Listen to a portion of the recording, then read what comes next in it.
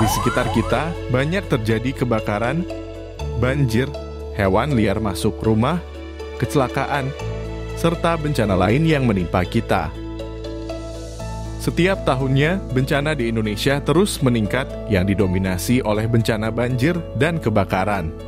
Sepanjang tahun 2021, terdapat 1.794 kasus bencana banjir di Indonesia dan 17.768 kasus kebakaran, dengan 5.274 kasus disebabkan oleh korsleting listrik.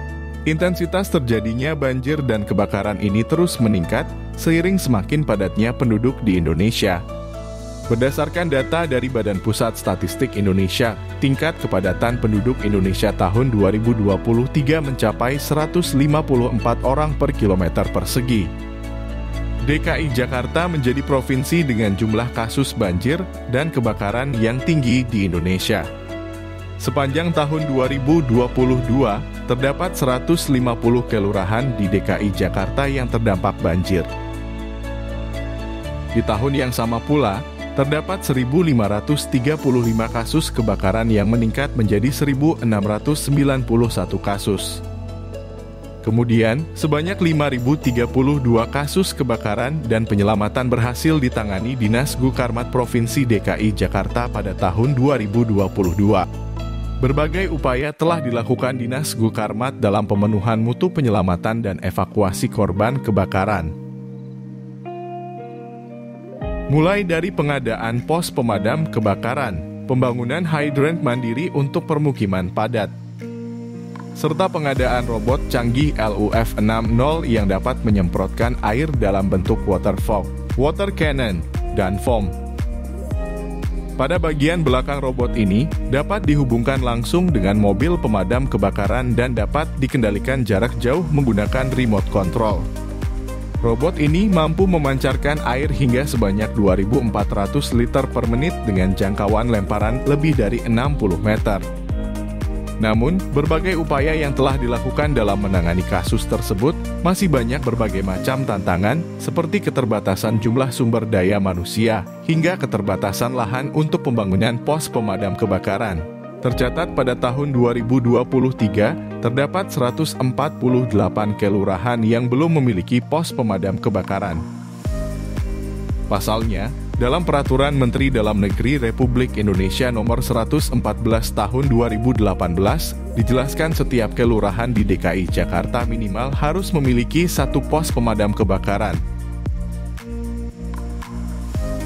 Oleh karena itu, Dinas Cipta Karya, Tata Ruang, dan Pertanahan Provinsi DKI Jakarta melakukan penyusunan dokumen kajian pertanahan rencana pengadaan tanah untuk pos pemadam kebakaran. Lokasi penentuan pos pemadam kebakaran diidentifikasi berdasarkan kepemilikan hak tanah pada lahan terbuka, yang diseleksi dengan mempertimbangkan berbagai faktor, sehingga tidak ada lahan yang berada di lahan seperti sempadan sungai, sempadan rel kereta api, kemiringan tanah, SIPPT, serta kawasan lindung sebagaimana peraturan zonasi dalam Rencana Detail Tata Ruang DKI Jakarta tahun 2022.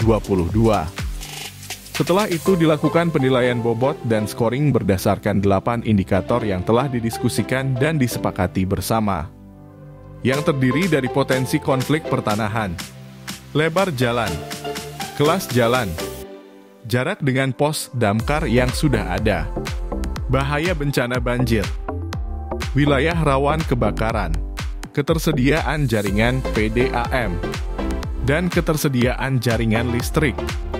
Hasil overlay spasial pembobotan dan scoring 8 indikator tersebut menghasilkan 4 kelas prioritas lahan untuk pembangunan pos pemadam kebakaran lebih lanjut.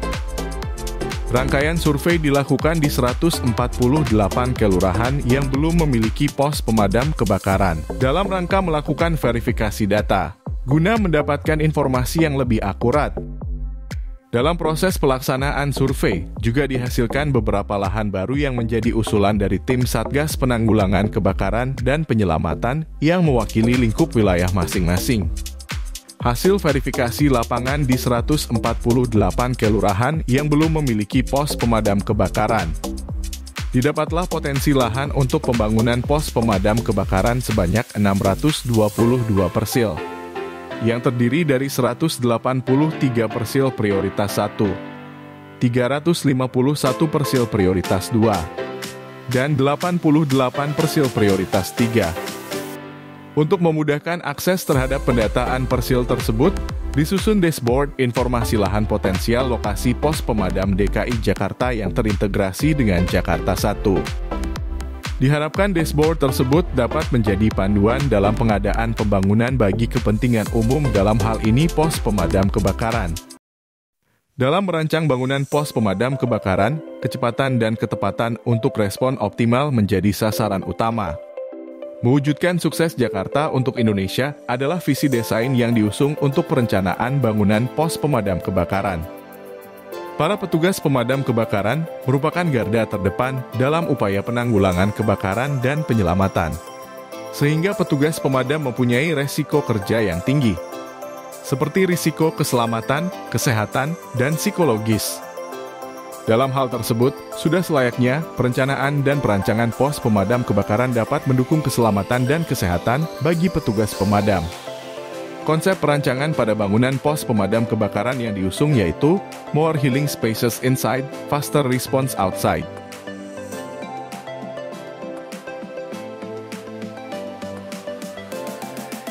Healing space merupakan area atau ruang yang dapat difungsikan untuk memulihkan psikologis, agar diri lebih tenang dan dapat meningkatkan kualitas hidup. Selanjutnya, faster response outside menjadi semangat dan tujuan kecepatan dalam penyelamatan. Dalam perancangan pos pemadam kebakaran, terdapat pembagian area atau zona yang diterapkan untuk melindungi petugas pemadam kebakaran dari terpapar zat karsinogen atau zat penyebab kanker. Terdapat 3 zona, yaitu zona merah, zona kuning, dan zona hijau.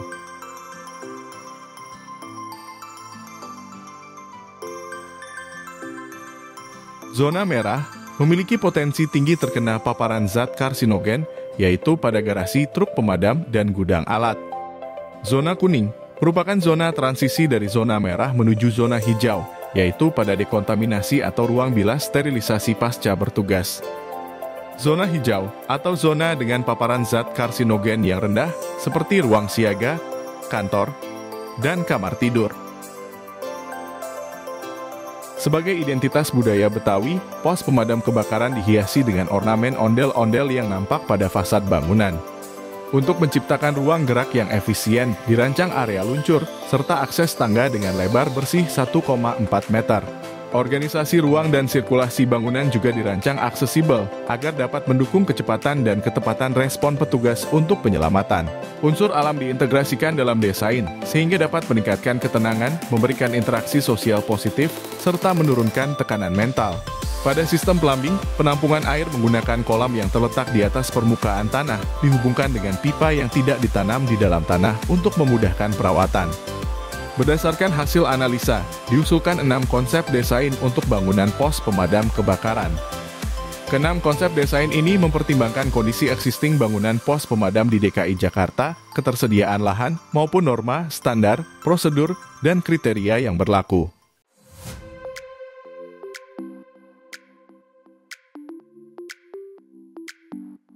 Konsep desain pertama memiliki luas 150 meter persegi. Lahan ini disesuaikan dengan ketersediaan lahan di DKI Jakarta.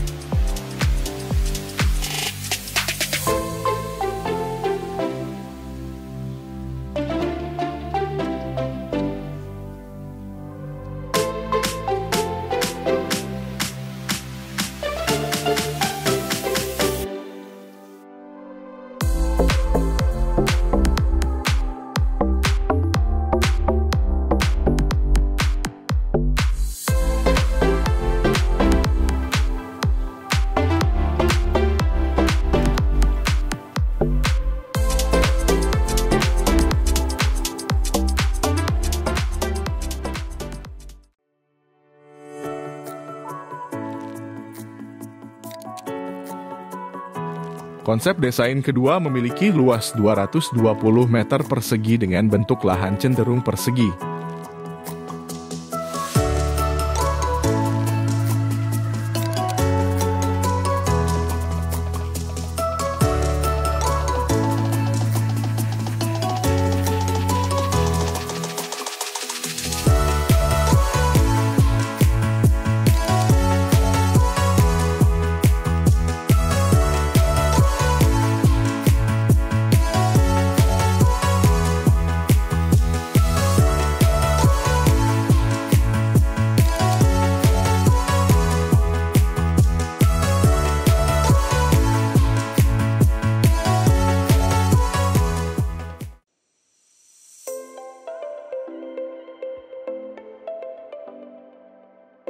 Konsep desain ketiga memiliki luas 300 meter persegi dengan bentuk lahan memanjang ke belakang.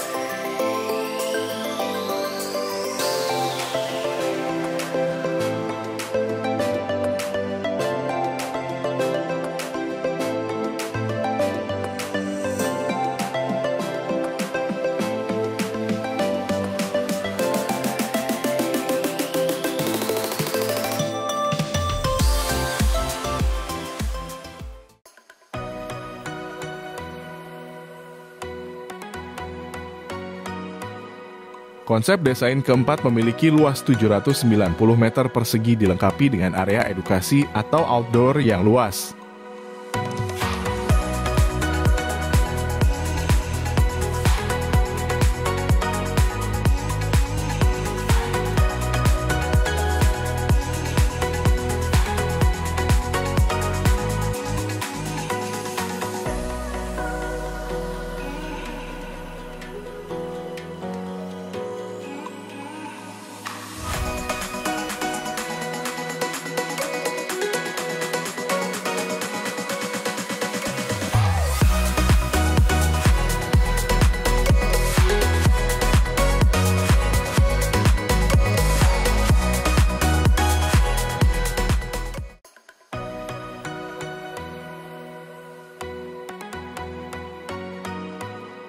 Konsep desain kelima memiliki luas 790 meter persegi, terdiri dari 3 lantai dan konsep yang lebih modern.